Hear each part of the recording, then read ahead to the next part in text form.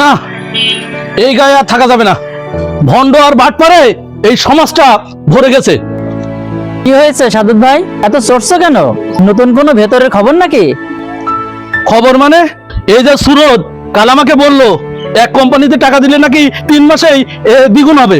আজ সকালে সে অফিসে গিয়ে দেখি তালা ঝুলছে, তার নাম গন্ধ মাত্র কিচ্ছু নেই। আরে সাদত ভাই, এত মেজাজ দেখাচ্ছ কেন?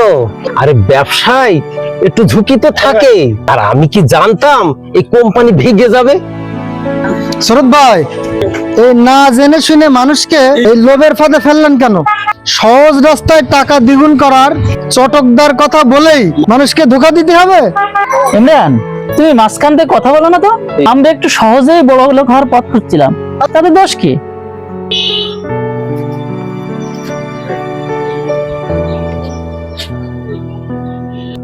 আরে দোষ তো সেখানেই কুদ্দুস। এই না খেটে না বুঝে এই রাতারাতি বড় লোক হওয়ার স্বপ্ন আমাদের সমাজের সবচেয়ে বড় ব্যাধি। লালটু কাকা, আপনিই বলুন, আমার কষ্টার্জিত টাকাগুলোর এখন কি হবে?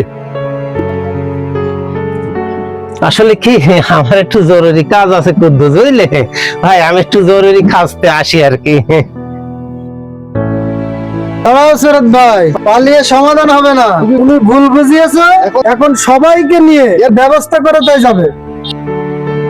সত্যি বলতে লাল্টু কাকা, সুরতি আমাকে বলেছিল লোক জোগাড় করে দিতে পারলে কমিশন পাবো। আমিও খাটুনি ছাড়া টাকার লোভে পটে গিয়েছিলাম। এই শুনেছো শাহাদাত? লোভে পাপ আর পাপে ক্ষতি। এই সমাজটাকে সুন্দর করতে হলে আগেই অহেতুক লোভ আর সহজ পথের চিন্তা বন্ধ করতে হবে। ঠিক বলেছেন লালটু কাকা, পরিশ্রমের ঘাম ছাড়া কোনো উন্নতি স্থায়ী হয় না।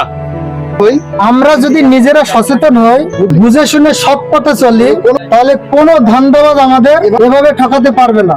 পরিশ্রমের মেধাখালী, সততায় সমাজ গড়ি, লোভে পা না দিয়ে সচেতন হয়ে পথ চলি।